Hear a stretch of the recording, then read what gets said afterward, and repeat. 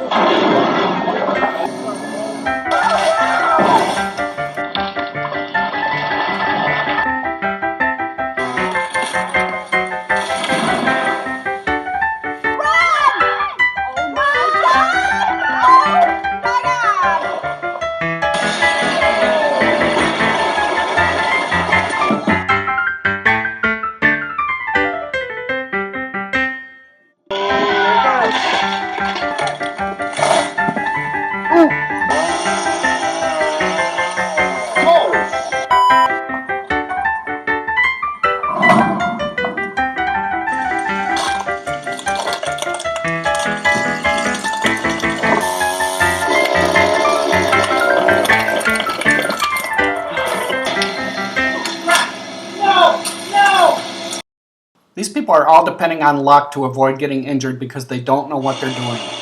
The next gentleman you're going to see here does the sign of the cross as he comes to the camera. He's going up in a tree, and he's about to break his leg in a compound fracture and end up in the hospital. He did the sign of the cross because he didn't know what he was doing. He didn't know where that limb was going to go, and unfortunately he paid a high cost for it.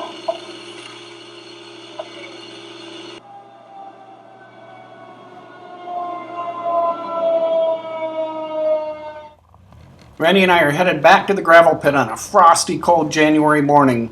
We're going to create a tornado zone back there, but we're also going to take the time to show you how to safely cut a tree. Okay, Randy and I are out here on a cold January day. It's about 20 degrees when I got up, and very frosty, and we're going to hinge cut trees. And first thing I want to do is I'm going to show you today that we're going to do away with this myth that you can't hinge cut in cold weather. You can. Technique is what's going to cause a tree to snap off, not whether it's too cold or not. Now we're going to start off by talking about the number one safety feature. I'm of course wearing chaps and a helmet, but the number one safety feature that you can do is to use this saw instead of this saw.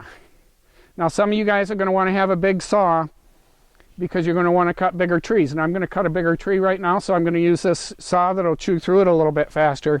But this is the number one safety item, because the thing that's going to get you hurt most often is getting tired. And you will get less tired. For habitat work, for most things, you don't need a saw any bigger than this one. And if you get a little saw like this, it can do a lot of the things that that big saw can do. But the big saw will wear your butt out in a hurry, and so you will get tired and then you make mistakes. Now what we're going to do is talk about what the difference is between cutting a tree by standard felling methods, which is to make a notch in the front or a face cut, and then to make a back cut and completely release the tree from the stump. And so we're looking at the trunk of the tree, and it makes it think it wants to go straight up or maybe over that way a little bit. But if we look all the way up to the top of the tree, we can see that it wants to go over in that direction. The top 10% of the tree, all those little limbs that are hanging off towards the east there, are going to tell you that it wants to go towards this other little tree. So I'm going to get this other little tree out of the way before I cut the bigger one.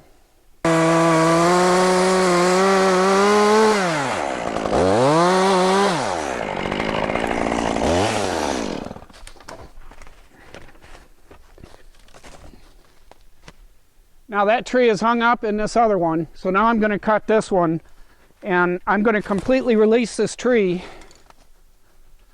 by cutting a notch here, and then I'm going to do a back cut about 2 inches above the notch. Very importantly, I overshot my paint a little bit. I'm going to stop here. I'm going to cut about 2 inches above, and I'm going to stop with about 10% of the diameter of the tree remaining. This is holding wood. This holds the tree in place. The only thing this face cut is for is to make a space for the tree to fall into. The back cut is meant to release the tree. The holding wood tells the tree which way to go. If you cut too far through that holding wood, you no longer have control of this tree. That holding wood is the most important thing between you and getting your neck broke, because it's telling the tree to go in that direction. It is called a hinge. Even in standard cutting, the hinge is the most important part of the cut. And we're going to do hinge cutting, but in standard cutting you create a hinge as well. So now I'm going to cut this tree by first cutting a notch out, then doing a back cut back here. This is identical to what you would do if you're going to hinge cut a tree, except you don't cut the notch out when you hinge cut the tree. That's the only difference. This hinge in a standard cut just gets moved forward in hinge cutting, so that now the hinge is at the face of the tree. You have to have holding wood there. If you cut too far through it, you have no idea which way this tree is going to go.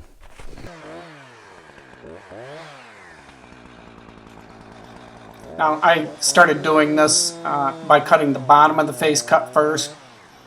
It's usually best to actually cut the top part of the face cut first, and then you've got that opening that you can sight down, so as you're doing the bottom you can see your chain come through and tell exactly where you are. But I'm pretty comfortable just doing it this way with a small tree, so I, for instructional purposes, probably should have done it the other way around.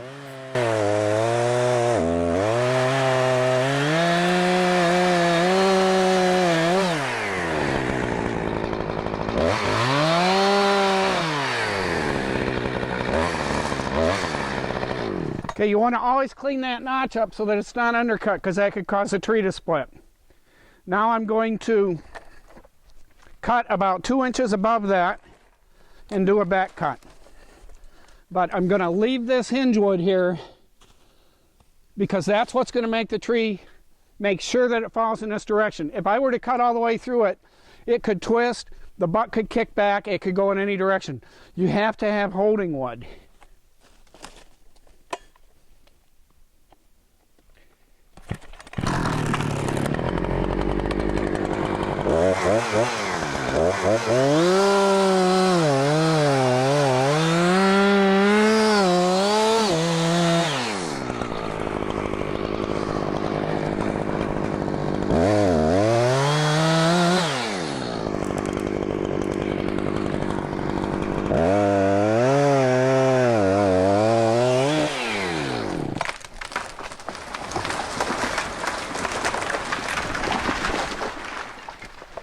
Okay, now let's take a look at this stump here.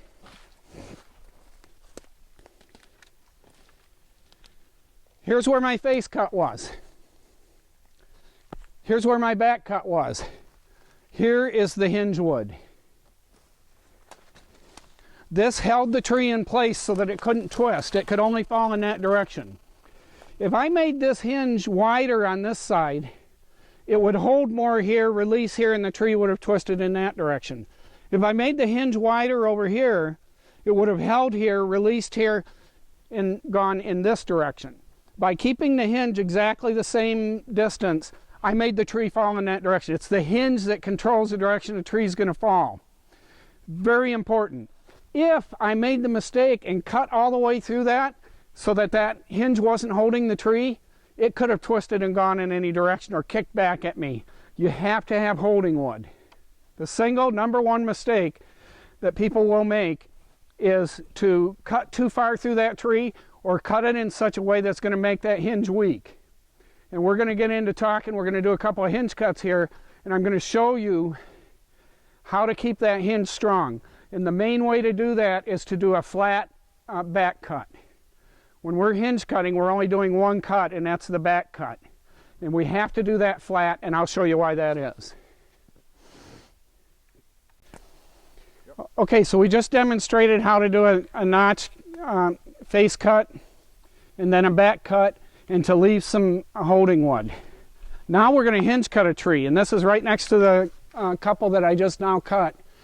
And we're going to drop this right over with that other one. And this is something to keep in mind when you're just doing a transition zone like we are, and you're taking out the canopy.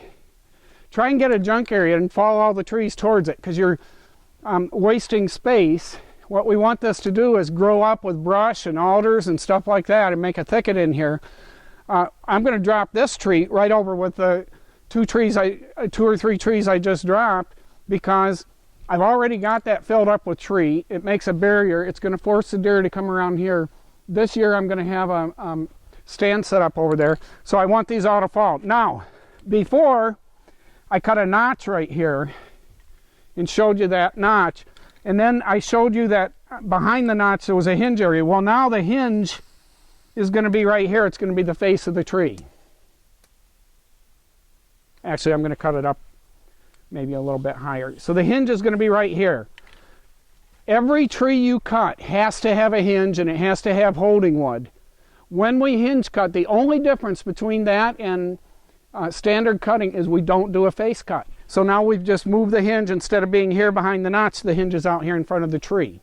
Now this produces some issues. By definition, we're breaking OSHA rules when we do a hinge cut, because we don't have a notch there, and we're taking a risk that this tree is going to split upwards. It's called a barber chair, and we'll show you some illustrations of that. But that barber chair is one of the most dangerous things we face about hinge cutting, but it's a controllable risk. And how you control that risk depends to a great extent on how you hold your saw. So, you shouldn't have to memorize this. It should come natural, but I'm going to show you some things. In standard cutting, you would never cut above your head like this. But in hinge cutting, you may want to, because you may want to cut high enough so that a deer can walk underneath it. I'm right-handed. If I'm on the right side of the tree and I'm going to cut high, I'm going to hold my saw like this and cut with the bottom part of the blade. If I'm going to cut low, it's a big hassle and I have to contort my body to cut low, so I turn it over and I cut with the top part of the blade, or the chain, the bar.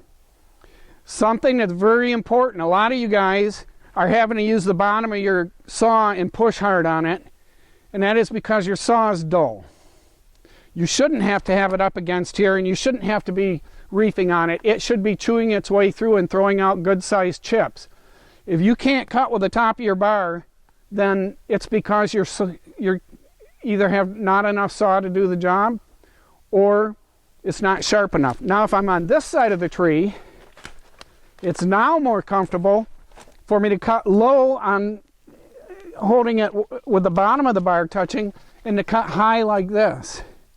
Notice something about this. By cutting low like this, I can lean back away from the tree and avoid having my head close to the tree.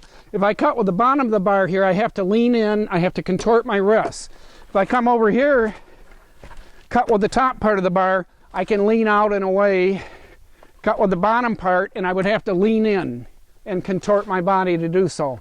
If I cut with the top part up here, or the bottom part up here, now I can stay away from the tree, but if I were to cut like this, I have to distort my arms and I'm getting in closer to the tree. So that's something that seems complicated, but if you just stand next to a tree and try what's most comfortable, you'll find out that that is the way to do it. So I'm going to cut this tree right now. I'm going to do it like this. I'm going to use the top of the bar. I'm not going to have to reef on it or anything. It's going to chew its way through, and we're going to do a hinge cut.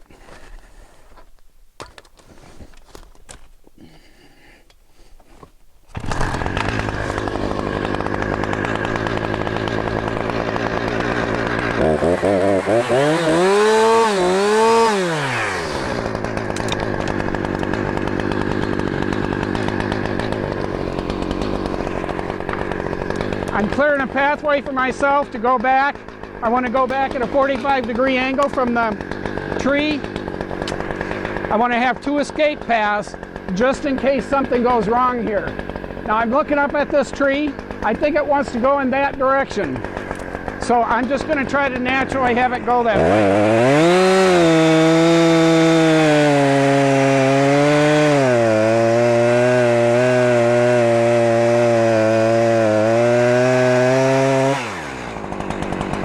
Okay, at this point I'm about halfway through the tree.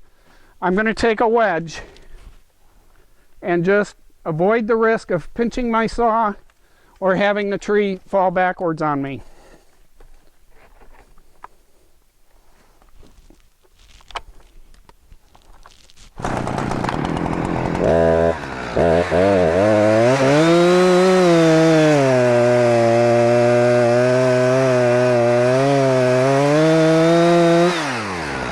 You can see the wedge loosening up.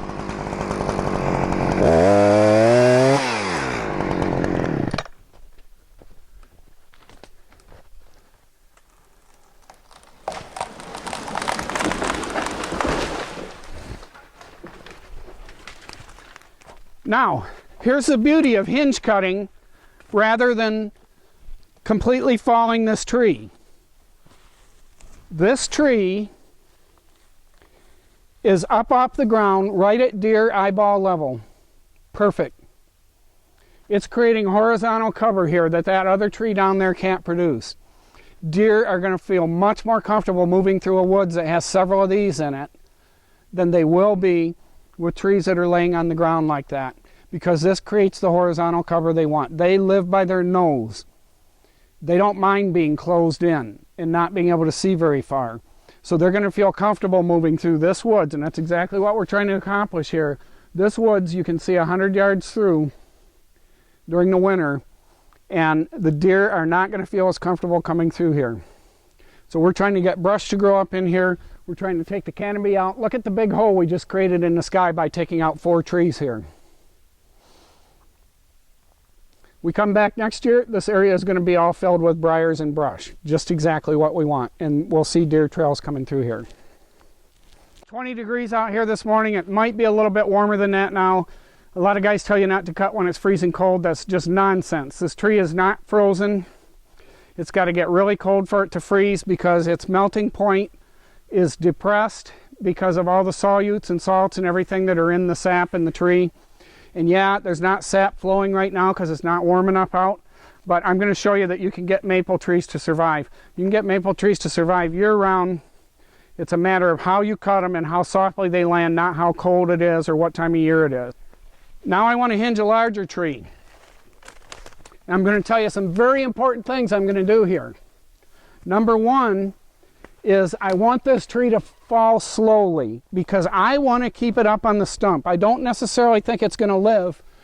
I want to take out its crown so it doesn't shade things out anymore. The first thing I'm going to do, though, is I'm afraid it'll get hung up in this tree here, so I'm going to hinge this tree. And by the way, here's a nice deer trail coming through here. I want to preserve that because it's angled right over towards my tree. This, in fact, is part of the trail that goes to the hinge cut area that Randy and I did last year, where we were trying to get the deer to angle over this way. Now, I'm going to cut this tree right here.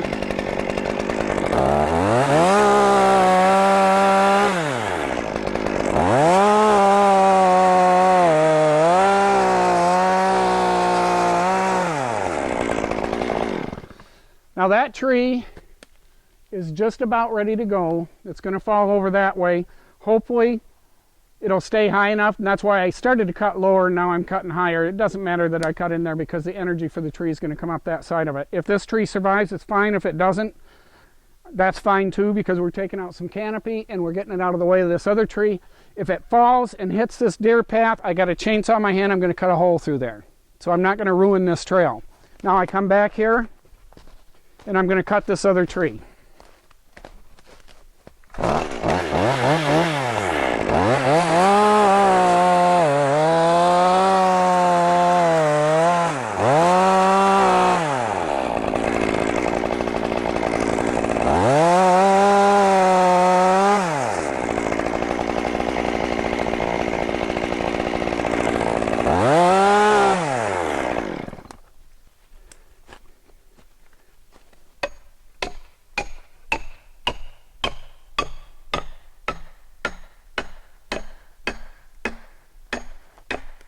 I want you to watch the top of that tree. I've moved it about 6 or 8 feet.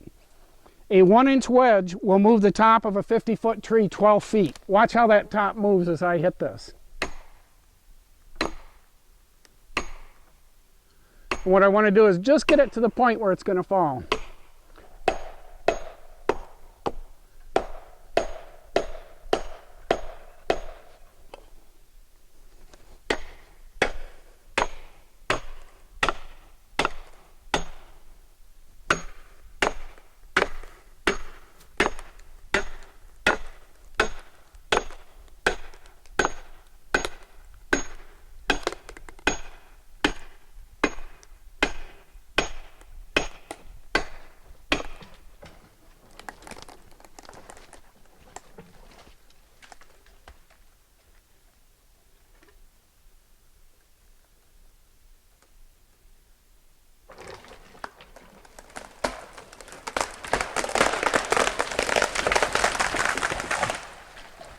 Now see how gently those trees landed?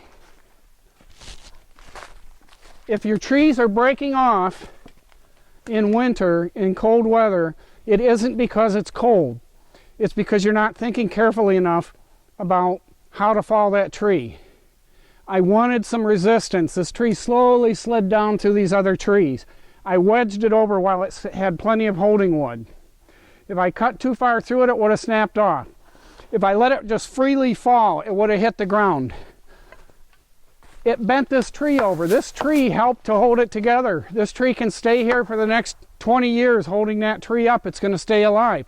Its branches are down towards the ground now for deer food. The deer will be feeding on this tomorrow probably because it's nice fresh maple top for them. This tree fell a little bit too far, but guess what the deer are going to do? This trail, instead of running right through here, is going to come right through here now. No harm, no foul. It's not a problem.